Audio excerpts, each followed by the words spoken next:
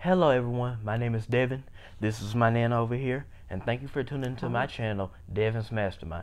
So Nana, first what we're gonna talk about? We're gonna talk about the Hawks. We're gonna talk about the should athletes get paid, and we're gonna talk about some famous Cowboys player. But first, what I want to get into, Nana, I want to get into them sorry old little Hawks. They lost last night, 123-12, playing just like the Falcons. I know just like you hated it, Devin. I know you did. But they tried. No, they did not try. Giannis Antetokounmpo was out, and they didn't try nothing. What about Trae Young? He was out, Nana. He was out too. He's still out. Yeah, remember he was out game 3. They say his toe, he got stepped by a referee. He had stepped his toe on the referee, and then thing twisted, and now they're calling it like a bruised foot. So yeah, bruised bloody foot. So that was crazy. No, I'm sorry. I knew you wanted them to win. I did too. Yeah, but here's the thing: is the Bucks did not have Giannis Antetokounmpo. That's, I think, what really gets me right there. And then they let Drew Holiday, Bobby Portis Jr. and Drew Holiday and all of them, and Brook Lopez, and Chris Middleton, they let all of them just whoop them. It was a butt whooping, is what it was. Ooh, yeah, it was by 11 points. It was just by 11 points. That ain't too bad. No, but that's not it's so bad. But it's bad for the Hawks because the Hawks weren't supposed to really lose. Everybody was expecting the Hawks to win. And now that not only do they have to win Game 6, and they have to hopefully win Game 7 to get that little trophy that they're gonna have for the Eastern Conference Finals and then the NBA Finals. But obviously, I just see the Suns and the Bucks playing, so I want the Suns to win the NBA Finals. I want Chris Paul to hurry up and get his so he can go ahead and maybe play for another team and help them. So what's your thoughts on that, then? My thoughts are, I don't know a lot about it. Just what I have learned from you since they started the playoffs and everything. But I wanted the Hawks to win. Yeah. And I was really rooting for them. And I am so sorry they lost, but they still got a chance to do a little something. Well, they got a chance, but the 2 games are their chance right there. That's their chance. That's their chance to redeem themselves. But they might pull it out. You just never know. I mean, well, they do play at Atlanta, but then you got to know they play at Milwaukee, which is horrible because Milwaukee, those fans are loud too. And yeah, they can mess it up everything. Yeah, and I know fans have a big part in it because it boosts the team on. Yeah. And then you playing so better when you're at home. Yeah. Especially when you have folks sharing and you have other folks that are booing at the other household. Yeah, whatever you want to call it. Well, they'll do better. Hopefully they'll do better. Hopefully they'll do something next year because as I look at it, I see the Hawks winning Game 6, but I really don't see them winning Game 7. If they do, it's gonna be a shocker, just like how they did against Philadelphia. Okay. But it's just a mess. It's just a mess. Okay. Well, you want to move on and talk about the college athletes being paid? Yeah, so I'm sure you heard the NCAA has said from now on, I think that college athletes are going to get paid, period. And a lot of folks are like, should they or should they not? Really, because they're like, is that going to mess everything up? You know, you have it where you can get suspended for because back then you used to get suspended for college athletes or them getting money from fans and all that stuff. So honestly, I don't know what to expect, but hopefully everything goes well for it. That's all. Yeah. Well, you know, I really think for a long time that they should be getting paid because especially playing the game. NCAA is making billions, not millions, but billions off them. The school is making big time money. Yeah, especially when they go to a bowl game or something, a big bowl game. Yeah, they get a lot of money then. And the school, because if they are really up there having great players and playing good, they're going to get more people who are going to want to come to that school. Play for them. They're going to get more people who contribute money, alumni and other sponsors and stuff. And then the college football, not football, but all the college coaches. Sports and stuff. Yeah. Sports and stuff. They make a lot of money off of sponsorships, off of speaking and engagements and stuff. Endorsements. Not just their salary, but all that kind of stuff. Getting extensions to contracts. And you know, there have been some college coaches that are making $8 million a year. That's a lot of money to and they just still coach. keep on making it. Yeah, they still keep on pouring money to them. Yeah. And I feel like, yeah, somewhat the athletes should, because, you know, they're doing it in the NFL or the NBA or whatever, the MLB. So why not maybe do it somewhat in college? Yeah. Yeah. Because But here's the thing, but with the college athletes, they need to know how to, like, deal with that money and all that stuff. Yeah. Well, you know, don't they, with the other athletes, not college, but the professional athletes, don't they get classes and stuff that help them, teach them about money and how to handle it and invest in it and stuff like that? Yeah, because mainly, you know, in the NFL, or not just the NFL, but period, you know, they like go to like third world countries and stuff or something, and you know they'll say like, I want to donate something to this charity, or I want to donate something to that charity. So I think that's what they mainly get at, because, you know, they had the Walter Payton Man of the Year award. You probably know who the famous Walter Payton is, but yeah. So that's mainly the prize that they get for, like, maybe doing good, from what I heard. So yeah, and I think they do give them classes before they automatically be like, okay, you want to play football, because it's what you do. It is what you do on the field, but, you know, it's also do what you do off the field, or off the court, or off the whatever, anything. Yeah. Well, I know that, like I said, some of the coaches make big time money. The school's getting big time money. And then they're saying that if a school improves a whole lot from having a great player, that the donations go up as much as 28%. That's a lot of money.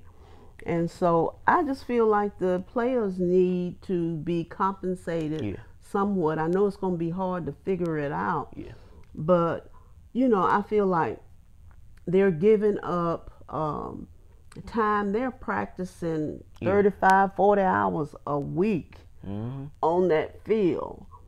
And a lot of people, you know, they work 40 hours a week and they get compensated for that. But the players are not only doing those hours on the field, they're having to study and keep up their grade point average.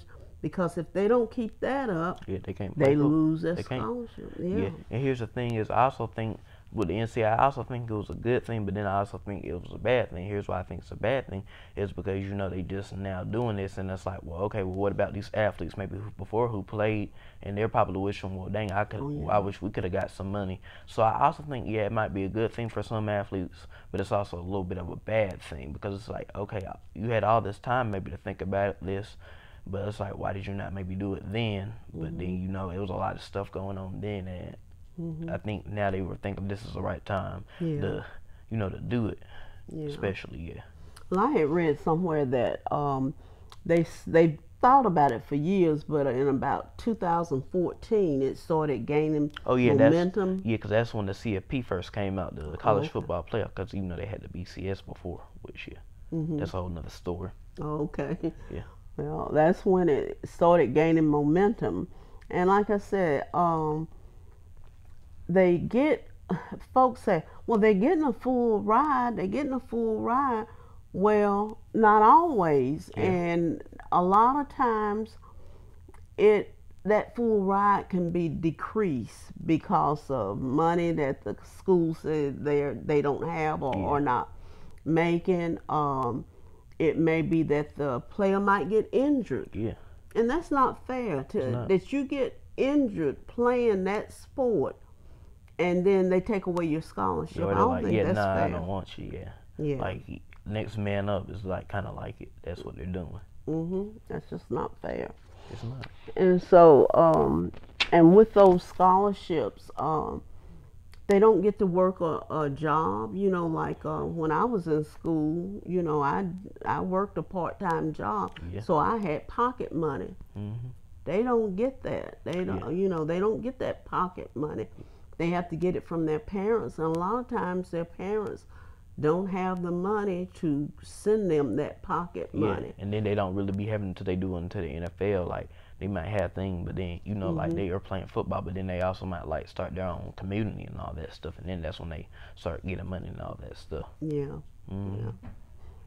But I know you are going to be playing high school football, Yeah. and then JV. you Yeah. would like to eventually get drafted and play college Yeah. football. You get recruited. Yeah.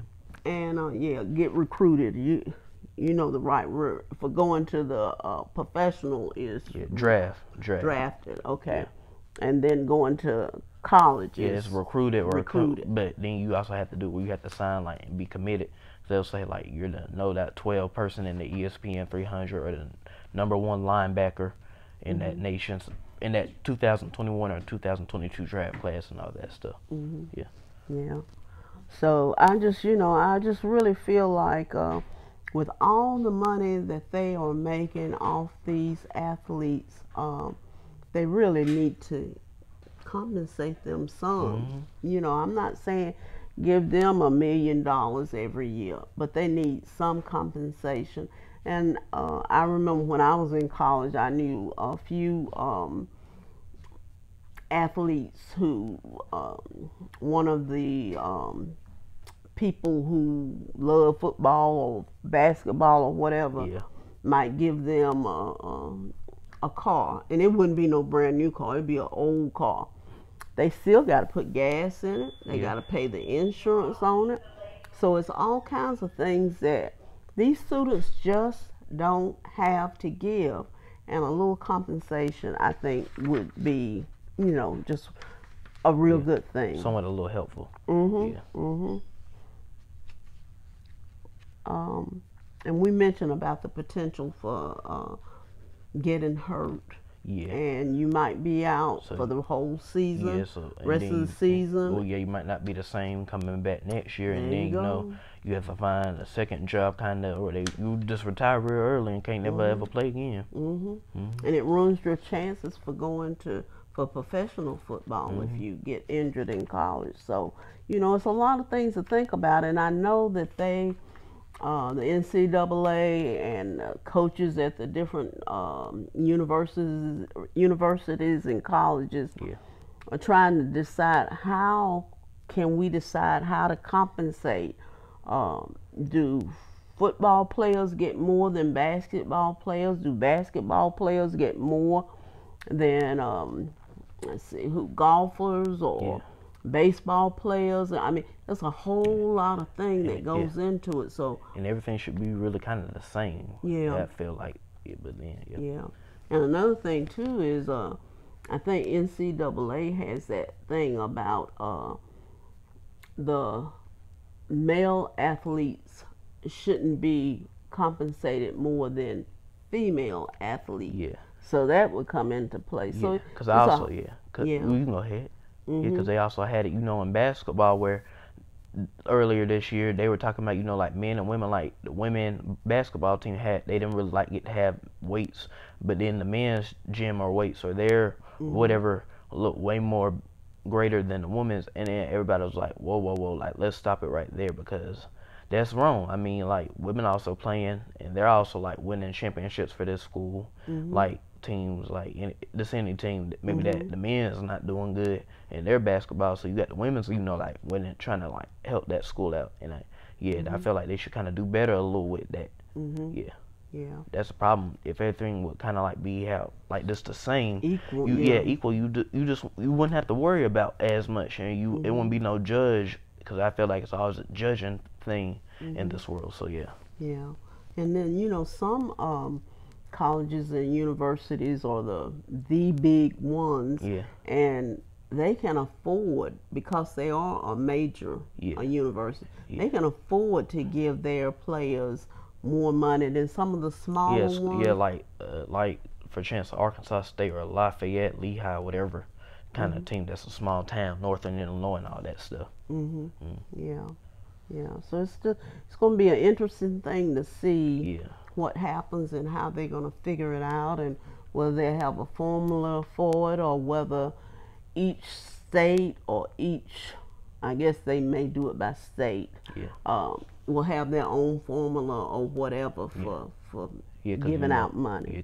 And then it's like the same thing with this, like the Power Five. Those are like the big conferences, like the SEC, the Big 12, the Big 10, the Pac 12, and the ACC. But you know, those are like Power 5 conferences and schools. But you know, like you go to a team like Cincinnati, UCF, which they're all like in the AAC, which is the American Athletic Conference. You know, they don't really get big attention. You know, like in football, well, like going to a big bowl game, then what they them. And they'll just go to like a regular small bowl game that you really haven't heard about that much. Very few of them get to play in a big bowl game like how Cincinnati played against Georgia this year. Yeah. Okay. And that's something that I didn't quite understand until you started talking about the Big Ten and all that kind of stuff. I don't know if you want to even mention that now, what that makes up, the Big Ten or whatever. But I didn't have any idea until you had started explaining all that to me. Yeah. So next up, I know you wanted to talk about the Cowboys and their and the three famous players of your time and who you loved, like Emmitt Smith and Deion Sanders and Tony Dorsett. Yeah, all three of them. Yeah. So tell us a little bit. Some things about Emmitt Smith that you know about as far as I know is Emmitt Smith, I think, played for Florida, like the College Florida University, Florida Gators. And then I know he went to the Cowboys. He had won like a few Super Bowls for them. And I know that I think they consider him like one of the great, he's a Hall of Famer. He's one of the great all-time rushers. And I think he had passed, when Walter Payton had passed, you know, the famous Walter Payton, you know, he had ended up passing him, and they were like, he was like first on the list for like the NFL all-time in rushing yards leader. He had broken it, I think, against Seahawks, somebody I know back in 1998 or 1999, and I know he was with Dancing on the Stars in 2001. So he won too. Yeah, whoever his partner was Cheryl Burke, which is one of my favorite dancers on Dancing with the Stars. But he won that year. And he went in after it just like he did football. He went in it to win it. Yeah. And he did. He did a great job. Yeah, he's a great player, a great person. And I was looking at some personal things of his, and I know that he has, I believe, 3 kids. And he's married to someone who was a former Miss, I forgot what state, but in Miss America sort of thing. And he married her, and they've been married since 2000. And I also know I always look up what a person's net worth is, and his is at $18 million. That's what he's worth. That's a lot. That's a lot of money. That's a big chunk of change. And he's about 51 right now. And some other things that I saw that he had did was he has been partnering with Dr. Jill Biden, the First Lady, to get out the word to try to encourage people to take the vaccination for COVID-19. And I think that's a great thing. I think anyone who has a platform such as he and any of the athletes or movie stars or whoever, I think that they, it's a good thing for them to use that platform to bring awareness to issues and so forth. So I thought that was wonderful that he was doing that. And a couple of other things. He went into real estate with Roger Staubach. Yeah, I think I know him. I heard him. He was a famous player for like the Oak Raiders back in like the 60s or 70s. I know he probably won a Super. Did he ever win a Super? Well, I know the Raiders have won 3 Super Bowls in their history of sports, and I know they won like back in 1970 and won one in 1980, 2 in 1971, one in 1980. Okay. And Emmitt Smith has also starred in a couple of little TV things. How I Met Your Mother. He was on that for a quick minute. And let's see, what else has he done? He's done a lot of different things. He's still going strong at age 51. And I think that's good. Yeah. Keeps him going. Yeah. And I know next you wanted to talk about Tony Dorsett, the famous Tony Dorsett, who was the Mm-hmm. Heisman. He had won the Heisman Trophy for Pittsburgh back in 1977, 6, somewhere around that time. I know he was famous. He had run back for the Pitt Panthers, and then he went in and played for the Cowboys, Mm-hmm. and he won. I think he had that famous 99-yard touchdown run. That's And famous. and that's the famous thing because Derrick Henry a few years ago, back in 2018, when he had played against the Jaguars, he had ran a 99-yard touchdown run, and that was like a famous run for him too, for the Tennessee Titans. Mm-hmm. Yeah. And you know what his net worth is? No, I don't. Yeah, I don't keep up with that. I do, because you know that's I good for like you. talking about money. Yeah. It's $5 million, not Yeah, not a nowhere lot. near as much as That was Emmitt 13 Smith. million less. Than what it Yeah, was. it sure is. And you know what? He's my age, Tony Dorsett. Can you believe that? I can't. Yeah. Well, I kind of can. I don't really. Yeah. Okay, we ain't gonna get into that. He is the only player in the history of football to have played on a collegiate national championship team, won the Heisman Trophy, Yeah. That was when Pittsburgh was stuff back in the day. been inducted into the College Football Hall of Fame, played on a team that won a Super Bowl, and Cowboys. been inducted into the Pro Football Hall of Fame. Yeah. So he did a lot. Those are special Mm-hmm. things that that have in some person's life. Mm-hmm. Yeah. Yeah, especially. And unfortunately, in 2013, he was diagnosed with chronic traumatic encephalitis. Yeah. That's some kind of cancer. It's a degenerative disease. It's linked to being hit a lot. Yeah. When he played football. Oh yeah, that can happen. Yeah, and the symptoms include memory loss and depression. Yeah. And they have found that and there's no cure for it, but numerous NFL players have been Diagnosed with diseases or cancer and all that stuff. Which usually that happens. That's why folks, some of them be like saying they died at 69 or 70 or mostly that age. Really now. Yeah. What's your word, Mama? So, Damon, can you tell me, though, this is his mother again, but are the helmets better now than they were before? I mean, yeah, well, as I look at it, they really ain't better because if they were, folks won't keep getting knocked out and hurt. But that's part of football. Back then, back way in the 1950s and even before that, I know they used to wear leather helmets, which was like real leather helmets, which was so weird. And then I know as time got older, they started wearing a little real helmets. And now as time has really passed, they are still trying to like figure out helmets and stuff, and they have that little commercial where you show like two helmets and one gets pushed down and all that stuff. So yeah.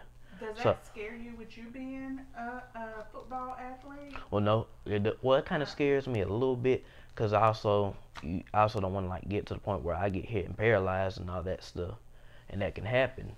But I'm a defensive player. I'm never finna hold the ball or touch the ball because if I do, I'll probably get knocked out. So I'd rather be the one knocking somebody else out. Yeah, that's what I was about to say. You're the one that's going to be hitting instead of being hit most of the time. So you're not worried as much, but it is a possibility. Still, like defensive player can get hit too and get knocked out and get paralyzed, and then next thing you know, you have to go to rehab and probably can't never play football again. Yeah.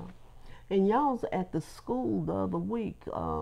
They had people come in and do some sort of test. Yeah, concussion testing on me. Yeah, on us. Yeah. Yeah. We had to do that, and it was like most of remembering stuff and all that crazy stuff, which was so much to remember. But yeah, that was a lot. Is that something that they do often? Is it just once a year that they do that on the players, or do you know? I'm not really the expert at that, but I'm sure I know they do it every year or whenever they first started it, and I know they just go on from there. Okay. Yeah. Okay. And then the last person we want to talk about is a very famous person. All these are famous guys. Yeah. They're all famous, but Deion Sanders. Yeah, Deion Sanders. Okay. Yeah, so what I know about Deion Sanders is he played for the Florida State Seminoles for college football, You know, I know they had started something, you know, like tomahawk chopping, whatever, and all that. And then I know, I know in the NFL he played for the Falcons, and they were talking because I was looking at the timeline of this is an NFL series, and they were showing like the '91 Falcons were like the famous kind of football team, and those just like how they played. But Deion Sanders really made it really famous. And I know even see him or somebody said like I'm a Deion Sanders fan before I'm a football fan, not a Falcons fan, but I'm a Deion Sanders fan first. I know he played for the Cowboys and the San Francisco 49ers. I know he won Super Bowls with both those teams. You know, the Cowboys and the 49ers were a famous rivalry. And at one time, I could have sworn I was looking at a video and I saw him with a Washington, you know, football team. That's what they call it now, but Washington Redskins football uniform on. But I know he did that, and he won a few Super Bowls with those teams. Yeah, and he was famous, and he always used to do this whatever little dance and all that stuff. Once he would get in the end zone and return the punt for a touchdown, and he always used to do this. And he start that? Did he start that? Yeah. Yeah. Well, I think he had started that swag because, I mean, that was a on swag of him that he and then he has like that famous moisturized curl of his head and all that stuff. And he had some couple of nicknames, Prime Time and Neon Dion. Real popular athlete. And he was popular for I think HBCU, Jackson State University. He was a head coach for them, I heard, because they had said that like last year. I know he was going to be the head coach for them, and I think and that's a different league, of course. Okay. And you know, he had his own show called the Dion Family Playbook. Yeah, now that I didn't know of. In 2014, that's when it debuted. Gotcha. And he remained in Baltimore, playing 16 games with them, and he finally retired in January of 2006. And now, I thought I read somewhere that he was coaching. Yeah, Jackson State University. He's coaching there. He's done a lot of stuff. Yeah. You know what his net worth is? I'll tell you. He's the highest one. Well, I know. Probably 26 million. $40 million. Well, isn't that something? Yeah, that's a lot. That's a lot of money, isn't it? That's a lot of money. But he does a lot of charity work too. Yeah. He really does. Yeah. So that's all I got. That's all I got too, but yeah. All right. So I enjoyed talking with you. I enjoyed talking with you too, Nana. Okay, all my right. heart. Yeah, you too. You know I always love you. I'll do anything for you and everybody. Yeah. All right. Bye everybody. Bye. Good night.